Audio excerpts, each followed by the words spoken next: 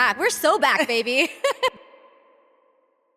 Welcome back. Welcome back. And I have to say, Neho pissed me off today because she texted me like, bitch, I asked you what the fuck you're wearing and you're not answering me. And I'm like, I literally said in my voice message, and she's like, oh yeah, I didn't listen to your voice message. Anyways. Okay, to be fair, we're starting this podcast off a little angsty because the bitch was 30 minutes late. Oh, yeah, that was my bad. Guys, I had a migraine today. I was vlogging. The beta blocker was beta blocking. So the adrenaline wasn't going. So we're a little mellow today, but we also want to talk shit, as Nail Always. said. I feel like that'll give me energy. There's a lot to talk about. Yeah. I feel like we do this podcast every other week, so I have so much to say because our voice memos are building up, and so I'm ready to talk. You guys, we send each other probably 10 voice notes a day per person, I would say, about like just God knows what. The best thing is when we have Akash or Nav in the back because it's like a special guest on a podcast episode. We are going to bring them on as a special guest, but not right now because we are the main characters. Yeah, and we're going to call that segment Side Characters or Props. Wait, what is it called on the show when you're not the main character? Aside. Oh, wait, no, I know. I know what you're talking about. Minor, right? It's like minor and major and minor. No, it's not that. It's called lead and ensemble, right? Cast, sidekick. Yeah, sidekick. I don't actually know. Whatever. I'm fucking up. I was going to talk about how it was just Lean's birthday recently. I feel like we need to catch up for all the Leo babies in town because it's Leo season. It was my birthday, and I invited Nahal to my like annual Justine, aka my annual Blair Waldorf sleepover soiree. And it was a lot because it was like all my besties like screaming. And I think Akash and his friend at one point, because everyone was like high or doing eddies or like drinking or whatever. And they were like, dude, it's so fucking loud in here. And then Nahal was like, I love you. But after an hour, she's like, I'm dipping because it's so overstimulating, which is totally under fucking standable. Well, I have to give you context. So I was super excited for this sleepover because first of all, I'm like new friend, new business relationship, new podcast girly. Like I want to go and be a part of your life.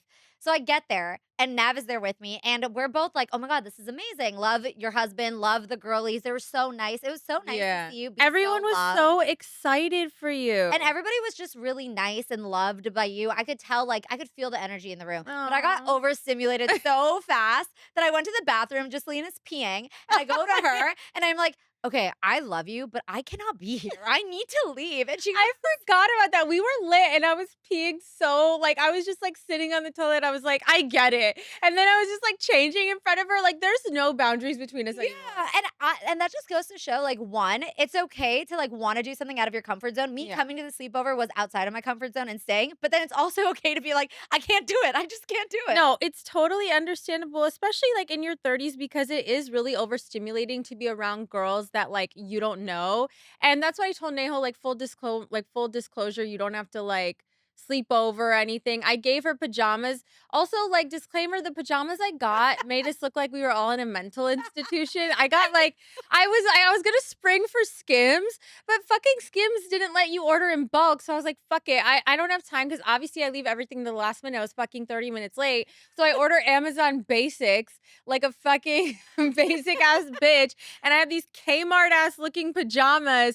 And we got everybody's sizes wrong. And we just assumed people were like larges and extra larges without even. I was giving people body dysmorphia unintentionally, but I was like, Serena, you're a medium. She's like, I'm literally 5'2" and like 5 pounds heavier than you. What the fuck makes me a medium? The funniest thing was you're like, the only people that are smalls are me. I gave you a small, so you shouldn't be talking shit. I put you in the superior evolutionary group, okay? We were like the leaders. We were continuing Darwinism or whatever the fuck. That was like, okay, you know, like in the 5th Harry Potter movie, which is also something Nail disclosed to me that she never watched Harry Potter. I don't know where the fuck under the Rockville you live. But Jersey, you live in under the Rockville, New Jersey. We've established. But anyways, for all the normal people in the 5th Harry Potter movie, all these prisoners escape from the wizard from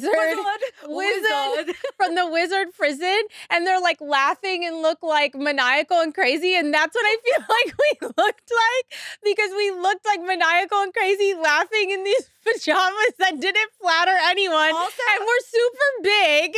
Everybody also didn't wanna take off their clothes that they were wearing too, except for Justine, so she was the only person wearing the pajamas. Everyone else was putting it on top of their sweatshirts. We looked fucking We crazy. look crazy, but it's fine, it's Yeah.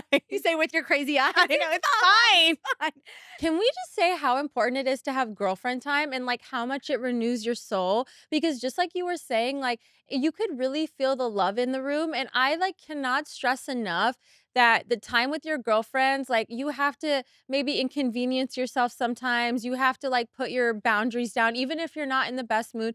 Just go have fun because it will literally, like, regenerate you. They also say that you're made up around the 5 people closest to you, and Oh, I so those love that. characteristics that come out from your friends and from the people around you really shape who you are, Yeah. and that's probably why those relationships last so long because they give you something. When I think about my friend group, every person brings me something good and Yeah. validates that part of me, Yeah. and I see that change back. And this is a friend group too that I've curated myself. Like all my friends have like their different friend groups from either childhood or high school or like how you have friends from your childhood or high school. And like I didn't have that from childhood or high school or college. So I met like two girls at work, like another girl, we used to work together at another place. And like I just like would pick these people out and like create my own friend group. And I want to say, like, if you're a late friendship bloomer like me, don't worry, you have time and you can like curate your friend group and there's nothing to be embarrassed about, you And I know? think that's interesting because you have brought up that you did get a lot of like side eye from people when you tried to make friends when Brown you were, girls, yeah, yeah. brown girls especially. And so now I see your friend group. I'm like, first of all, you win because it's so diverse and that's Yeah. what you need. I think the thing of making it so many brown girls your friends and only brown girls your friends is what hinders somebody's growth. You need to learn Mm. from other perspectives and you need other races Yeah. and you really need to dive into other cultures, like Yeah. not just stick with your own. I will say for me, I feel most comfortable around brown girls Yeah. because I'm like, we share so many values and we have the same morals and stuff. But it's not the best way to shape who you are because when you go to the workplace, you're not only going to see brown people. And when you go out in public, you're not going to only see brown people. So it's how do you make so many diverse friends and get so many different perspectives so that you can have more conversations and opinions? Yeah, I agree. I am lacking in the white girlfriend territory, but we'll talk about that when we talk Yeah. about Karens. Okay, and that segues us into Karen. So, Jasleen and I, obviously, we voice memo each other, but she went to Turks and Caicos for her birthday with her family. Beautiful. And one of the things that she said that got me really fucking thinking was how many Karens there are in the Yeah. world. But before I get into that, I need to describe there's 3 types of Karens. Ooh, Okay? let's hear this. Okay, we've got the Becky, which is in your 20s. She's not a Karen, she's a Becky, but she's more of like the secretary of like, "Oh, I told you to like this is the way the manager does it or this is the way things are to be told," but she's in her 20s. So like a Karen in training. Yeah, Karen in training. Then you have the Karens, which I usually think are between their 30s and their 40s, and then you have the Susans in their 50s. And The the Louises. Louises, the cheese Denise. Louise. Denise! Okay, so which one was yours? A Becky, a Susan, or a Karen before you tell the story? She was okay, to be technical, she was a Susan, and what had happened is you can say anything to me, I don't give a fuck, but if you say anything to my mom, my sister, my husband, or my friend, as Nahal knows, I will go fucking ape shit. And so this guy was sitting next to me, and my sister was like a couple rows back. We were all in business class. So I know that this is like a heated topic on TikTok. Like, people do not like to switch seats, and I respect that. But I was like, let me just ask. So I was like, hey, I'm so sorry to bother you. I was just wondering if you wouldn't mind switching. You know, my sister has the window, he was in an aisle. So I thought I had a little bit of a desirable like seat. And he was like, oh no, I'm with my family. Like his parents were across the aisle. I'm like, totally get it. No worries. So my sister, she came to me and she was like, kind of like whispering, like, oh, did you ask him? And I was like, yeah, yeah, I asked him. And I think she misunderstood. So she asked his mom and she was like, hey, I just like so nice. My sister's literally the And sweetest I met person. her. I met her this weekend. She's the sweetest Sweetest person. person. She's a pediatric PT. She works in nursing homes. She works with kids with disabilities. Like, she's a mom. She's literally the sweetest soul. So she was just starting off really nice. I understand if you were a little annoyed at I didn't ask the mom. I asked the kid, but the mom was never asked, but technically it was the second time we asked, but it was an accident. Like we're human, you know? So she starts off like, "Hey, I'm so sorry." The mom didn't even let her finish, and it's would have been fine if she was just like, "Nope, sorry," you know, whatever. But instead she goes, "Stop asking. Stop asking. We already answered. We're sitting together. Stop asking." Like so fucking rude and entitled. And listen, I'm not saying all white women act like this, but if you act like this, you're most certainly a white woman. And it's the same dynamic of like when you're walking on a New York City sidewalk, if some woman doesn't move out of your way, it's almost always a white woman. There's some entitlement that white women have. And again, I'm not saying all white women experience this, but every time I've experienced this, it's been with a white Do woman. you think it's a race thing also? Do you think that it's white women do it to other white women or white women do it to people of color? I do think that white women do it to people of color more. And I think that like kind of infuriated me. Yeah. And I immediately was like, don't talk to my fucking sister like that. Don't talk to her like that. Don't talk to her. And then we start like bickering back and forth. I said, she's like, honey, I'm old enough to be your mother. I said, I don't give a fuck. Don't talk to my sister like that. And my sister's not even there. She like went back to her seat. So it's like, I hate when people talk to my sister and mom rudely. I think it's also because they're not as like argumentative as I am. They don't speak up for themselves like in the way I do. So it's like bullying someone that like, you know, is like a more sensitive soul. Like you have to stick up for them. I And do she the had, same. can I say that she had the ugly, chunky skunk highlights too. That's how you know she was a fucking Karen. And guess what? Her son was fucking 18. Like at least. Like, so she wanted to sit by her son. Fine, I get it. But like, they didn't talk not one word the whole flight. So it's like, I'm sorry, I didn't know you were still breastfeeding your son. Like, they didn't even talk one word. Wait, dude, on that topic, Nav asked me the other day because I am actually clueless. And he was like, oh, how long do you want to breastfeed her kid for? Do you know what I said? What? It's so embarrassing. I said at least 3 or 4 years old. And Ew. and he's like, what the fuck? And I looked online and that was not the right answer. How do you not know that, you idiot?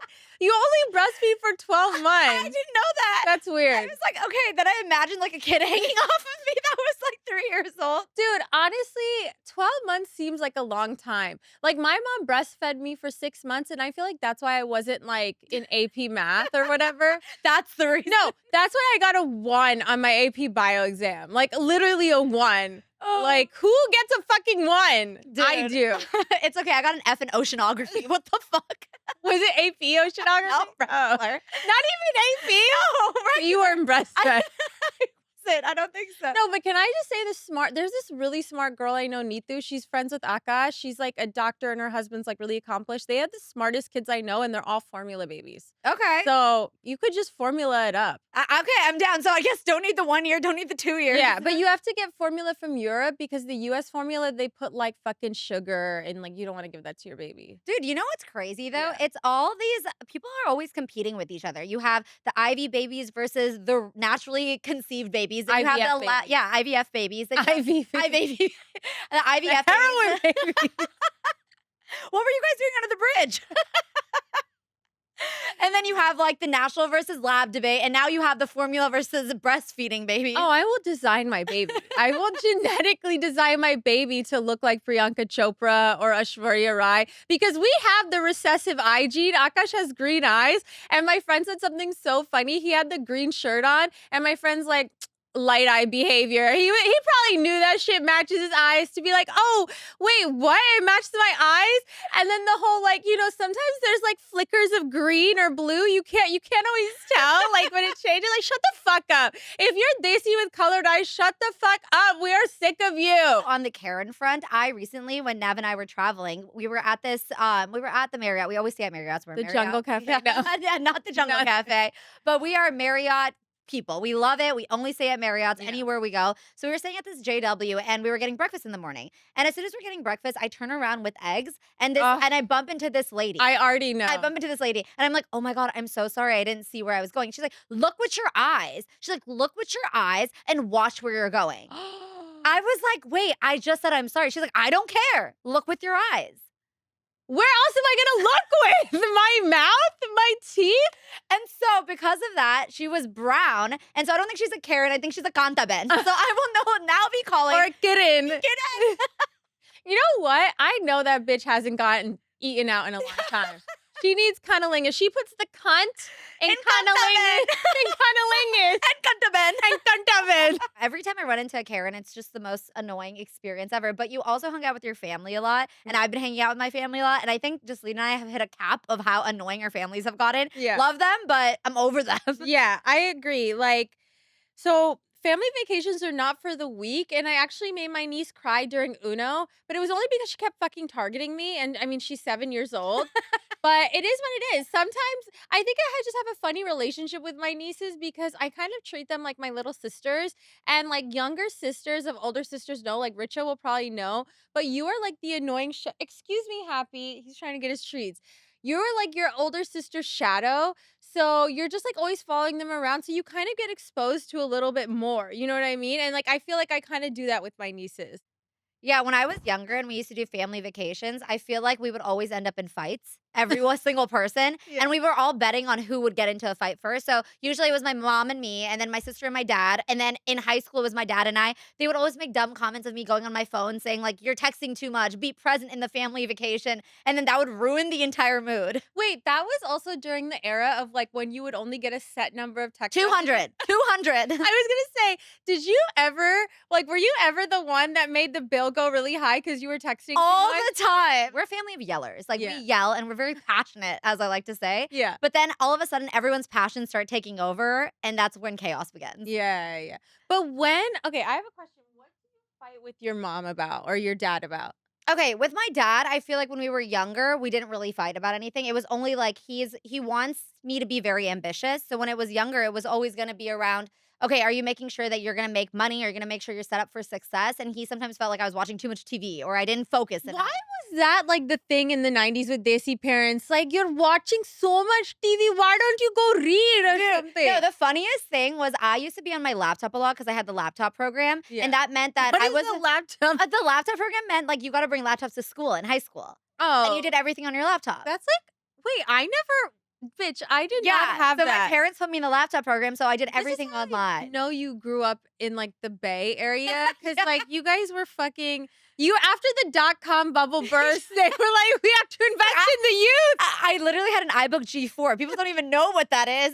No, okay, you guys were on some different. So shit. I used to be in the laptop program. So every time I would be doing homework, I'd be like chatting on AIM or something and like Gmail and stuff. And my dad would With come in. Smarter Child. Exactly. My dad would come in and be like, "What are you doing?" I'm like, "Math." And he's like, "Oh, you're doing math on your laptop?" And so now the running joke in my family is like Nehal's so bad in math because she did visual math all the time. And he's like, "All those years you spent chatting and you convinced us you were doing math on a laptop." He's like, "When I do math, I take paper and put it to pen." When I do math. Yeah, maths. Actually. And so I think that's what I thought about. With my mom, she was batshit fucking crazy. We love you, Tanania. Yeah, literally. So one time, I Yeah. was dating this guy. Obviously, your parents are not supposed to know about it. Yeah. And so we used to be chatting all the time on Google Chat because my parents would look through my phones and look through my texts and like wouldn't let me ever have any privacy. Desi parents Yeah. have no concept of privacy. How old were you at this time? I would say 15. Okay. Okay. Oh damn, Yeah. you were fast out there. I was 15. I was getting in the dating game. This is my first boyfriend who I'm best friends with now. Aw. And so I used to be chatting with him all the time. And I was like, my mom's never gonna find out because, no texting, and I'm being ethical about it at this point. Ethical. And so then one day I'm having the best day ever. I'm at school, and then I come home, and then my mom's just at the dining table. At the dining table, every single one of my chats were printed out. And she had circled the times that I had said that I was going to be studying. Oh, And she goes, my God. "What have you been doing during these times?" Wait, did your stomach drop? I thought I was going to die. Like, that was the last day on earth for me. Oh my God. And then she finds the kid's mom's number and calls the mom of the kid and goes, "Have you seen what our kids have been doing? They have been chatting for 6 hours a day." Oh What is my going God. on? Wait, was he Indian? He was Indian. I must say that's crazy and that's like terrifying. But it's funny because the way like Desi parents are so hyperbolic, like, okay, you were talking to a boy, like that's fucking normal. And they act like you were out on the streets doing meth. Pouring it up or something. Yeah, like they act like you were sucking his dick behind the dumpster. Like, and the chats were like, "Hee hee, what are you doing? How are you? How was your day? Hee hee, lol." However you talk, like TTYL. LUSS. What was it? ILYS? Or no, it was Wait, love you like a sister every Lilas. Lie last. Lie last. Do you get into any arguments with your family or any crazy situations? I mean, you're the youngest, so probably fucking not. No, all the time. Because the thing is about being the youngest is you are constantly invalidated. So there's like the double-edged sword. It's like you get babied, you get spoiled, everyone holds your hand, but at sometimes it's to your detriment at some points because you kind of learn, well, at least for me, I couldn't make a decision without consulting my mom or my sisters. And then anytime I had an opinion, it was like always invalidated. And it kind of like even I mean, it did happen a lot in my 20s as well, and that caused, like, a lot of fights in my 20s between me, my sisters, and my mom, where I started to kind of, like, be looked at as, like, the black sheep, where they would be like, "Oh, Jessie's just so angry," or "Jessie's so defensive," or "She, like, makes up things in her head," or "She's histrionic." So, like, that, like, definitely took a toll on my mental health, and it, like, kind of affected my relationships because there were just so many things that happen, growing up, but I will say, like, with my mom, I'm trying to think. Yeah, but we would fight about anything and everything. I think one time she was even like, "So, like, are you lesbian?" And I was like, "No." I was like, "No, why would you even fucking ask me that?" Like, I was so offended. Like, not that there's anything wrong with that, but, like, I am not a lesbian. I like dick, I like penis, I like man. It's like in Bend It Like Beckham when the mom of the white girl thought that they were, like, seeing each other. She's like, "Get your lesbian feet out of my shoes." It's like you go your entire life, don't talk about boys, Yeah. don't be around boys, don't boys are bad, Yeah. sexuality is bad, Yeah. anything related to that is bad. Then all of a sudden it's like, when are you getting married? Like, bitch, what? Yeah. It's like they do the 180 and it's like, "No, no, no. You can't just, like, expect me to piece it all together when I had my first kiss after senior prom." You know what I mean? Yeah. Like, no one taught me how to shave my, like, punani and stuff. Like, I had to figure that shit out. Actually, my best friend Kizzer told me, she's like, "You have to, like, lift and, like, circle," like, like, she was, like, the one that taught me. I didn't even learn how to put a tampon on until I was 21. I learned so many things just from friends. Like, I remember even the first time I Yeah. watched Especially porn, my as the friend was oldest. like, "Watch porn, like, you'll know what sex is." I'm like, "What is sex?" My parents didn't let me go to, the 5th grade ed thing where you learn about sex, so I didn't even know what sex was until 8th grade. Wait, why didn't they let you? No, that's Crazy. dumb. That's Crazy. fucked up. They only That's like some homeschool Yeah, fucking they only bullshit. let me go to the period one where I learned about like, what a period is and how you get it. Wait, what? Then for some reason, the second day when everybody was going for the second round, they were like, "Oh, your parents have asked you to, like, do some other thing." And so I was sitting there doing, like, worksheets and Wait, stuff, were you the only one there by and there was, like, yourself? 3 other Indian girls. And I was just sitting with them, and I was like, "We're doing worksheets while everybody's in this thing." Turns out 2 years later, I find out that it was a sex one. No wonder I didn't know what sex was for, like, till 8th grade. Let's talk about that social media influence. Okay, so All this right, wait, Nail, you have to give context, I'm okay? gonna give a lot of Okay, context, give the okay? context. I follow this brown influencer, and she is one of my favorite creators. Her name is Unsi, I think. Unsi or Ansi? Antsy. Ansi? I don't Mhm. think it's Ansi. That's I how a think white because person it's says it. Malu, It's Unsi, so I it's think. antsy. Okay. Well, whatever her name is. Well, okay, what happened was Antsy unalived someone by accident, and she basically posted this series of photos explaining that after the night of her MCAT, she made a critical mistake and she drove home under the influence, and that in addition to alcohol, she had experimented with other drugs that were in her system, I think cocaine or something like that, to that effect. She drove home and she unfortunately hit someone on their bike and that person passed away, which is, like, really, really tragic. So, needless to say, she wasn't gonna get into medical school or anything like that because she ended up serving a year in prison. I think she got sentenced to 4 years for involuntary manslaughter, and then she served 1 year. Came home and I guess essentially was trying to rebuild her life, but couldn't get into med school, couldn't get a job because a lot of people are not gonna hire, like, an ex-felon or Yeah. convict. And I think this is where the internet is divided Yes. because okay, Now she's a social media influencer with, like, 400K followers. yeah, so when I followed her, she had about 50,000 followers. I loved her content. And you followed her organically. Organically, I just Mhm. loved her content. So now after this news has come to light, because obviously if you have skeletons in your closet, literally, Yeah. people are gonna come out and talk about it at some point. So Mhm. now where the internet is divided is one, okay, should people are saying everyone shouldn't have a platform. Like she shouldn't be a creator if she has all of this stuff happening in the back end of her and she's been convicted for manslaughter. Where people are also saying is, though she's done her time. She's done her time. Yeah. So why can't she also start her career as a creator and everything? So I have 2 questions. Number 1, I'm just curious, what made you like her content? I liked her content because I thought that she was really funny and Yeah. cute, and she had, like, a good lifestyle thing going on. She Yeah. gave really good tips about hair, and she gave good tips about makeup. She's a brown girl. I love supporting other brown girls. Yeah, you definitely do. And then second of all, I don't know if you know this nuance about it, but was it that other people had found out and were calling her out and then she addressed it, or she just decided to address it organically? No, she got called out, and a Okay. lot somebody did a YouTube video. It was like a 30-minute long YouTube video saying, "Hey, this influencer that you follow, she has."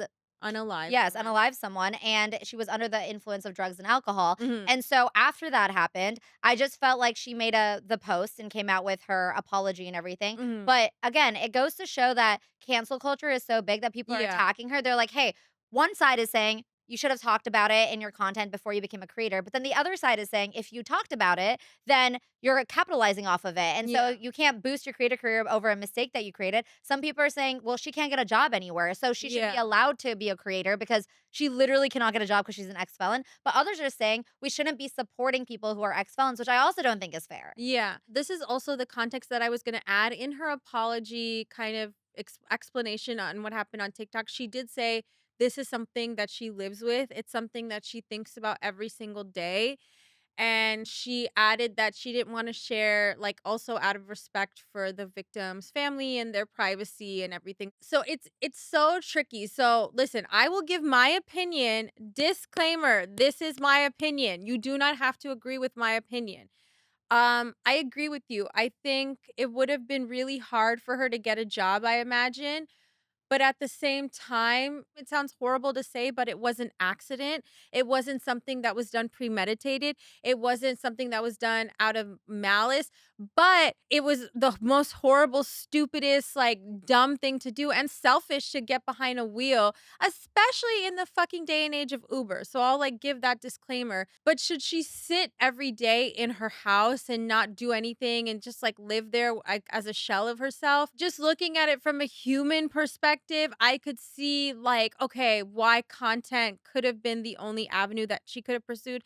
But on the other side of it, I can also see why like the victim's family or anyone who's ever been affected by drunk driving is like, bitch, like you don't even fucking give a fuck. Like you're out here living your best life, creating content, getting brand deals, brand collabs, never mentioning this.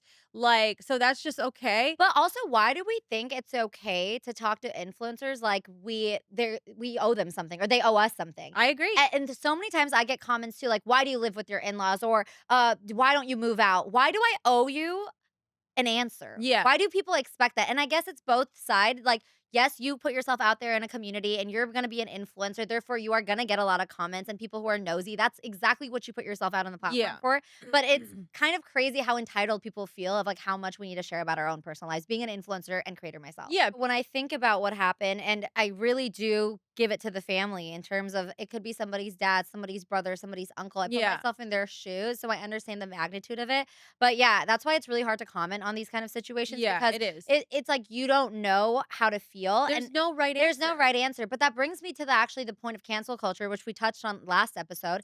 And what she did was probably, or no, is worse than what a lot of other people did, but they have gotten canceled harder, in my Yeah. opinion. Yeah. So we take Sierra from Love Island. She used an Yeah. Asian racial slur. The way that she got canceled was so insane to me. Then you have people like Chris Brown who continue to beat women numerous times, yet people support his music. His concerts have been sold out. Yeah. And then you think about Ansi, and she's getting so much hate. And Yeah. yes, she did something absolutely horrible, but at the same time, she's done her time. Yeah. So cancel She culture, did serve her yeah. time, So and cancel she also culture yeah, I'm doesn't sorry. feel cancel culture doesn't feel like a linear line. Like, why is it so up and down everywhere? I feel like it's very much mob mentality. When we decide to hate someone, you get subconsciously influenced and like, wow, that person must be really bad. And I think what happened at first with Sierra was that a lot of the Asian community was speaking out, which rightfully so. They should Absolutely. say like why they were negatively impacted by seeing this and why it's fucked up and how they were made fun of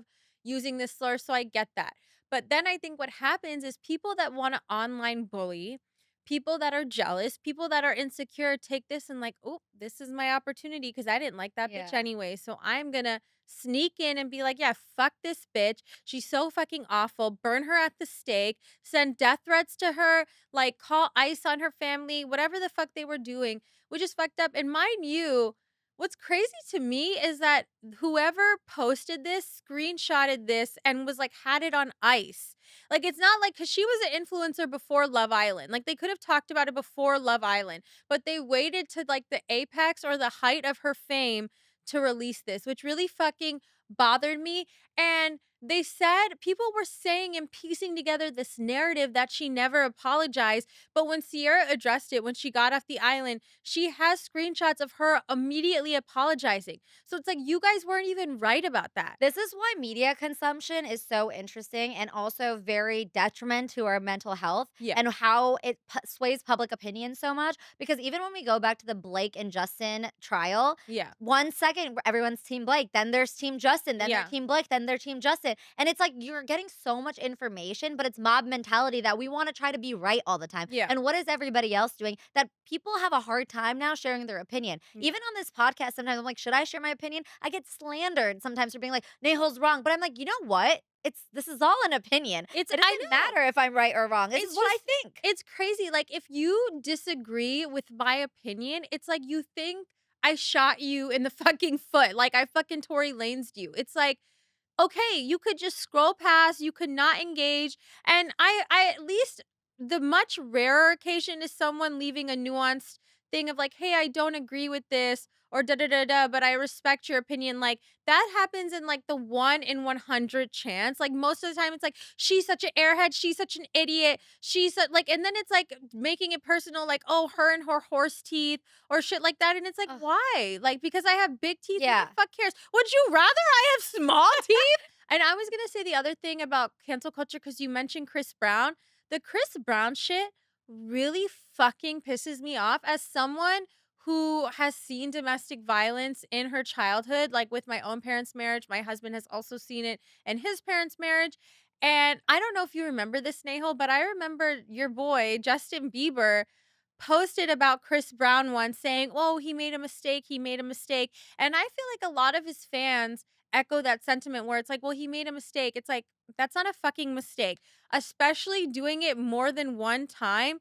Like, that's not a mistake. You know what you're doing. You're much stronger than the women you date, and you have continually hurt them. Like, that's not fucking okay. I will not support you. I will not like stream your music. Like, you're not a good person. And someone who is like that, they also engage in other forms of abuse, emotional or sexual or whatever the case may be. Like, yes, you may be amazingly artistic and you might have a great voice. Like, you're not a fucking good person, I feel like we don't hold people enough accountable for especially that. men. Yeah, men get a slap on their wrist, and I'm gonna take it back a little bit to a personal story. So when Yeah. I was in college, I was dating this guy, and it was a very toxic relationship. The relationship started with emotional abuse and then led to some physical abuse. On my Wow. 21st birthday, he actually ended up going to jail for putting me in a chokehold for assault and battery when we were on the streets. We were drunk, hanging out on the streets, and it was the most traumatic experience of my life. That's crazy. And it was just like such a roller coaster of a relationship that this had happened to me. And I ended up giving him another chance because you feel like this is the love that you deserve. So, and I want to go back.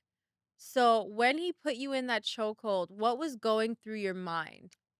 You know what's so crazy? I told the officer he didn't mean to do it. It was an accident. He didn't mean to do it. He loves me. I'm his girlfriend. And we were drunk on the streets. And I was like, no, this is fine. He accidentally did it. He doesn't need to go to jail for it. So, even as he was doing that, like physically doing that to you, you were thinking, "Oh, he doesn't mean this." Yeah, he doesn't mean that. No, it was an accident. He's just drunk. Wow. And so then he So ended that up was the kind of hold he had on you. Yeah, so he ended up getting arrested, and we were both drunk, I will say that, but it was still absolutely not okay. He No. ended up going to jail for the night. I ended up actually having to get an IV for me because I Oh was my god. super, super drunk. And then that kind of shaped our entire relationship, but I gave him multiple chances after. And it was just that same alcohol abuse issue that would come out that would be really scary. I remember saying, I'm terrified when you're around that you're Mhm. gonna hit me because you get so crazy on alcohol and drugs. Mm. And so, I guess I wanna have, like, a larger conversation around, like, the W different types of abuse for I young wanna girls. I wanna ask you, so can you give some examples of the emotional abuse for anyone who fears that they might be in a similar situation? Oh my god. We're really taking it back. Yeah. I have to think about it. I think it was he Was it used like love bombing? yeah, it was Was it like not letting you go out with your girlfriends, like that kind of stuff, like wanting to know where you were all the time, getting jealous? yeah, it was a combination of everything. It was very sick. Okay. There was moments where he would jump on the rooftop saying, "I'm gonna jump off this rooftop if you don't tell me if you love me." Oh my god. Crazy things like that. One time I was driving a car and he just took the wheel. He's like, "Tell me if you love me or I'm gonna crash this car." Like crazy shit. While he was driving? While I was driving. Oh my And god. it was like to me, I was like, "It's so passionate. You love me so much. You I love me see. so much that we drive each other insane." It clouded your judgment. Clouded my judgment so much. There Mhm. was another time he cheated on me a lot, multiple times with he was dating 3 other women at the same time as me at one Oh my point, god, yeah. and his sick mind was he gaslit me into thinking that he went on a trip with one of his best friends who was a woman, and he made her FaceTime me on that trip and have us talk to each other while he's hooking up with us both and Mhm. dating us both at the same time. Mhm. Like, how sick is that? Sick. You think that you're FaceTiming his best friend, but she doesn't know that he's dating you. You don't know that you Yeah. don't know that she's dating him. Can I say too, you being the oldest daughter, again, I always like to talk about that dynamic because my older sister went through a very similar toxic, abusive relationship in college. I don't want to talk too much about it because it's her story, but at one point he choked her. And I remember, hearing about the stories, and it's like, I asked her, like, what made you think that that was okay? Like, that you deserved it because I was so different in what I looked for in my relationships in college. Not that I had never been in a toxic relationship, but I was nowhere near similar to that. And I feel like you and my sister, it's kind of relatable growing up in that Desi American generation, especially where your parents really didn't talk about sex. You didn't kind of have an idea of what you were looking for. And because you didn't really have anyone to confide in or anyone else guiding you, you kind of could fall into the trap of someone like that more easily. And I definitely see that with the older sister, especially in South Asian households. Dude, you nailed it. I actually didn't even think of it like that. Yeah. I definitely think it's like I didn't have a map. When my sister started dating people or my friends started dating people who are younger than me, it was easy to be like, don't date these kind of people or Yeah. watch out for these kind of people. But you're kind of You in could your tell solo. Richa, Yeah. but no one was telling Yeah, Nahal. I don't know what love looks like. You Yeah. see the South Asian love of my parents, which is great, but also you've seen the arguments happen and you're like, "Okay, this is like kind of normal." The love I have with Nav is so different So than different. any love I've seen, any love Right. I've seen in movies, any love that I've felt around anybody, Yeah. and I didn't even know that was possible, and sometimes when you have this timeline of I want to get married by 24, I wanna have kids by 26, like, didn't we Yeah. all have that timeline? Yeah. You're like, "I'm just gonna stick it through." Like, I'm gonna stick it through with this guy to see if something happens. And the moment that I left him was the greatest decision of my life, even though Yeah. it took a lot of, like, leaving and coming back, leaving and coming back. Yeah. You know what's crazy is I think it's a lot more common for children in abusive relationships. So my parents had an abusive relationship. I think it was the more common side effect where my sister also found herself in an abusive relationship. And also even the person she married, now they're in the process of getting a divorce. You could say that was an abusive relationship or emotionally Yeah. abusive. But I think it's more common to find yourselves in that situation because that's your benchmark. That's what you think you Yeah. deserve. And I think it's more rare for me as I was the youngest to be like, "Oh no, I know what my dad is like. I know what my mom's went through and I'm going to find guys in spite of what I went through. I'm going to find guys that are the exact opposite." So I was very intentional or at least try to be intentional with the guys I dated that and I obviously didn't date perfect guys before I met my husband, but it wasn't to that degree of what you or my Oh, for sister sure. Manu experienced. So I think being the older sister, like you guys don't get your flowers enough because you really go through the world in a much harsher way. Like you're going through the pressure more with your parents. Like even yesterday, my sister told me that our parents made my sister take the SAT 4 times. She got the exact same score every single time, which doesn't seem like a big deal, but it's like it is like because it's like that pressure It's a and then 6-hour test that you have to right. take every And then you have to time. study for it, and then, like, they made her Yeah. choose her major to, like, be specific to the medical, like, world, and it's like, I had such a different experience, so it's like, I feel like oldest girl daughters don't get enough credit for how much they went through, you know? I always say as the eldest daughter, you are not allowed to make a mess. You have to Yeah. be perfect. You Yeah. have to be cookie cutter. You have to be type A because you are the reflection of your parents putting you into this world and you have to show up for it. Yeah. This is why I'm always so like I need to provide value all the time in everybody and everything that I do because it needs to feel like I'm enough. And why you're so hard on yourself. Exactly. But recently I was talking to my cousin and she's like, that's the problem. When we were young as little kids, when we would make a mess, my mom would be like, why'd you make a mess? Or like, why Yeah. did you do this? Or like, even now, I accidentally spilled milk the other day. My It's mom's like, always like I was like, what? But it's like that knee jerk. yeah, but it's like kids are allowed to be messy. Let Yeah. them paint the walls. Let them be wild. Let them just do it. Yeah. Because if they don't live in a mess, then they're not going to know how to deal with life, which is a fucking huge mess. It's also like they don't know any better. And I've said this before, but when you are so results oriented with your child, as many of us experience in our generation, when they fail or when they don't do well, that's why we have so much anxiety in our community and panic attacks because we just can't handle a result not being what we wanted. And me and Akash have discussed like we're not going to be results oriented. We're going to be effort oriented. And if you just study hard and work hard, like let's reward that and fuck the grades. And like me and my husband, like he was not a straight A student. I was, but then couldn't like really handle the pressure. So I ended up not being a straight A student. We both said, like, we're both doing fine in life. I don't want my kid to be a straight A student. I don't want him to be in a pressure cooker environment. My high school environment was more stressful to me than college because it was so many APs, extracurriculars, not getting enough sleep at such a critical age that you need sleep. So I was like, I don't want that for my kid, you know? I was going to talk to you about something very interesting about friendship breakups. Mm, Okay, in my opinion, there's two reasons that friendship breakups happen. One, you either talk shit about me, or two, you date my ex. And so recently, I would say around 4 or 5 years ago, mhm. I had a roommate, very sweet girl, and one of my best friends of all time. Okay. I've told you about Nisha before, right? Nisha is one of my best friends. And so there was a third girl who used to be our roommate when we used to live in San Francisco. Okay.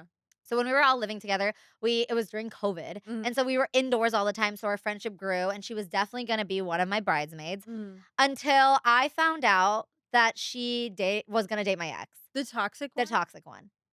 And so how it all played out is What a fucking bitch. how it all played out was the thing about my ex is that he hangs around the group a lot because we are like a massive friend group over college dance teams and things. I don't see him a lot, but he just tends to like linger. And so I've cut him off personally, Yeah. but I hate that some people in my friend group I wouldn't even call them my friends. You know, the group is large. They keep giving him multiple chances and it And feels they like they know what condone, he did. yes. And it feels like they condone No. bad behavior. And No. I've lost respect for them. I've cut them off, but I need names.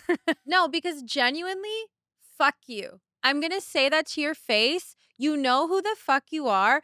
Fuck you. You're not a good person. You don't have any ethics. You don't have integrity. Because one thing about me is if you ever fuck with my friends, if you ever hurt any of my friends, you're fucking dead to me. I don't care if you didn't text them back and you broke their heart and it's normal. Fuck you and fuck those people. You're absolutely right for cutting them off.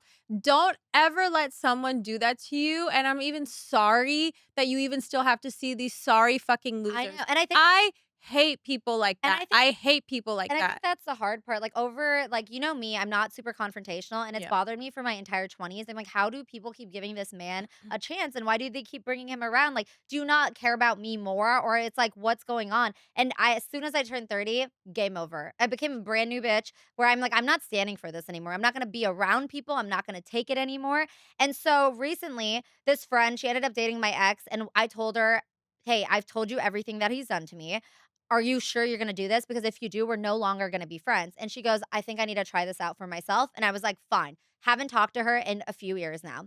Recently, the same thing happened to her with my ex, and my heart goes out to her because no matter what, even though I No, my did tell heart her doesn't go out to no, her. but it's like she dealt with abuse, and I think But even you though told I her. did, but I still feel like I don't wanna ever wish anybody bad in I don't life. wanna wish her bad, but, like, bitch, I fucking told you. So I if you did. put yourself in that position, I don't really have much empathy for you. Yeah. I have empathy for people that ended up in an abusive arranged marriage, like my mom, who had no idea what she was getting into, or you, who had no idea. Yeah, that's true, You actually. fucking told her, and not only that, but she betrayed you as a friend by dating your ex. This friend, it's been a couple years since she's broken up with they've broken up too, and she's been on her healing journey, has gone to therapy and stuff. But she recently mentioned to a mutual friend saying, like, "Hey, I think one of the biggest regrets of this entire situation was losing Nahal as a friend. Would she be open to reconciliation? And so Bitch, I will tell you right now, no. I said the same. Fuck And so no. I kind of went back and forth in my mind. I'm like, hey, because I obviously the answer is no, but I was thinking to myself,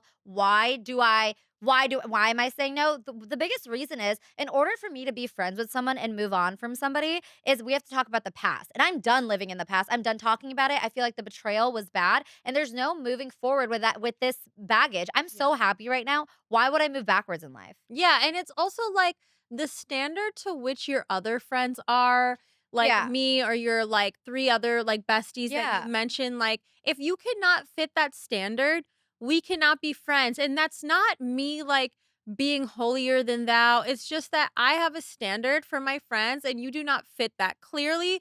So, no, I'm not open to reconciliation because I even did the courtesy of letting you know that we will not be friends if this happened. First of all, let's call this bitch Bria. Bria knew every fucking thing that this motherfucker did to you. So knowing that, she still decided to pursue him. And you even gave her the courtesy. You gave her like that, like last second warning of like, hey, by the way, again, this all happened to me. Are you sure you want to do this? And she still went ahead with it. You're dead to me. Exactly. So the ship has sailed, but on friendship breakups, do you have any other ways that you've broken up with friends or friends that you've severed relationships with? Or were my two enough? Like those were my two reasons of a Oh, friendship I have a breakup. funnier friendship breakup. I Okay. don't know if friendship breakups are funny. I know. This was funny. So I'm friends with this guy. I was friends with this guy. I won't say his name. But basically we met when we both worked at Deloitte. We had been friends like through the years, and he wasn't my, typical like category of who you think Jocelyn's friends would be. He was maybe a little bit on the more, I don't know if I should say nerdier side, if Okay. that's like politically correct, whatever. Okay, so I'll give you a couple examples. Ready? I'm fucking ready for this. Okay, so for example, I was in a toxic job, right? And Toxic relationship to toxic job. I was in my toxic job. It was 360i. Actually, fuck you, 360i. I fucking hate you. I don't even think they're a company anymore, but I had a toxic fucking boss, and I'm gonna fucking say her name. Her name was Donna, but it was spelled like Dana, but she needed to be called Donna. Fuck you, Donna. And anyways, so needless to say, when I wanted to get another job, I couldn't get her as a reference. So I called my friend and I was like, hey, would you mind if I just put you as a reference? Because we did work together at Deloitte, but it wasn't like, he was my supervisor, but we worked together. So whatever, like it would check out. And he was like, well, I'm not really sure. And da da da da, which honestly, you're so lame for that because I've had other friends who are like, bet, tell me what fucking time they're going to call. Also, tell me what position I played. Was I your manager? Was I your rep? Was I your supervisor? Was I your pimp? Who was I? My sister has a friend who everyone puts as a reference and he changes his title every time. My name is Smelly Balls. No. So anyway, so I put him down. So he eventually was like, okay, it's fine. And then a couple days later, he called me irate and he was like, Jocelyn, I can't believe you put me in that fucking position. They called me and it was so much pressure. I could have lost my job. And I was like, calm the fuck down. We do not work for the Pentagon, motherfucker. Like that was lame as hell. And I even looked that over. That was red flag number 1. Red flag number 2 was when I invited him to my bachelorette party and all my other girlfriends were like, bitch, why'd you invite this fucking guy? And I was like, I don't know. I thought it'd be fun. It'd be a vibe. And he was in the car with my husband because he was the only guy. And he was in the car with my husband and he was trying to get my husband's advice. Hold on, Happy. I'm telling a story about this girl he was talking to. And my husband was asking for some context and he's like, well, I don't really feel comfortable sharing all the details. And then he's like, but you're asking me for advice. And then he starts to give some context about, I think the girl was Muslim or something. And he goes, I've said too much. And it's like, who says I've said too much in real life? That was red flag number 2. Wait, who is this guy? I can't say his name, but let's just say his name is Raj. let's just say his name is Raj. So then What is his actual name? No. So then red flag number 3, I invited him to my 30th birthday party. And one thing you should know about me is I love strip clubs. I don't know why. Female strip clubs, to be clear, but I love going to strip clubs. I think it's fun. It's like a museum to me. I like to watch the girls perform, whatever. So we're all getting ready to go to the strip club and he's like, "I can't." And I'm like, "Why?" And he's like, "I just morally I can't." And I'm like, "Excuse me?" He's like, I feel like what these girls have gotten to go through and all this stuff." It was such like a white savior kind of like vibe, even though he's not white, but he's like light-skinned Indian. And I was like, "Dog, do you think that you're better than the strippers? Like, this is like my thing." And I also see this concept come up a lot in comedy, this like punching down thing of like this whole concept of punching down is fucking idiotic because you have to think that someone is beneath you in order to punch down. Meaning, like, if you can't tell a joke about black women, then you're re victimizing them because you think they're beneath you, that they couldn't take a joke. It's like kind of like that. So it's like, so you think these strippers are beneath you? Like, this isn't the day and age when we're empowering sex work. And sure, maybe not all of them come from the best backgrounds, but like, I don't know their fucking life stories. I'm just going to support, I'm going to give them tips. Like, it was just so obnoxious and morally superior in the most annoying way. And I must add that he got into an Ivy League school for his MBA. And I feel like that made him so much He more sounds egotistical. Yeah, he was so egotistical, pompous, and annoying. And since then, I stopped talking to him. I cut him off because I'm like, you're so fucking annoying. And there's a statistic that I like abide by, which is like the 7-year rule that if you're friends with someone for more than 7 years, it is likely that you will be friends for the rest of your life. Yeah. So that was the 7th year that we were friends. So I was like, nope. Cutting this shit off. We will not be friends for the rest of our life. I fucking hate you, Raj. You're so annoying. And I should have been cut you off when you weren't my fucking reference, you fucking bitch.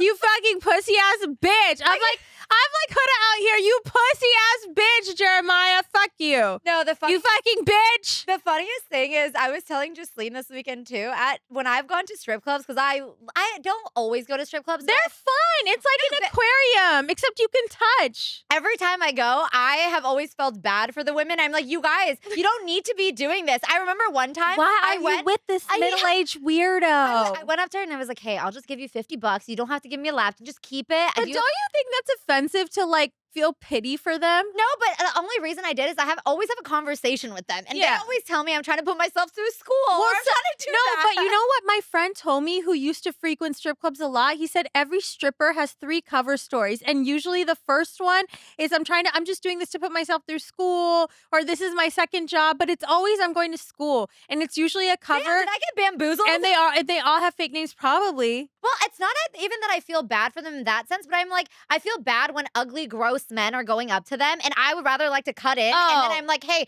here's 50, I don't need the lap dance, and then they'll tell me a sob story, and then I fall for it, and then I tell all my guys, hey, go pay her, go pay that one. Well, the thing about strip clubs is that's where you see the worst in men. Yeah. You see the worst kind of men, and you see the worst qualities of men, and you see that primal version of men that are rapey. That's a wrap for today's episode. Make sure you subscribe on YouTube and Spotify. Give this video a like and a comment. Also send this video to your friends. Like, you need to be sending this to at least 3 or 5 friends, please, because we want to get the word out. We want more Brown Girl podcasts, and we can't do that if we don't have a following. So please help us out.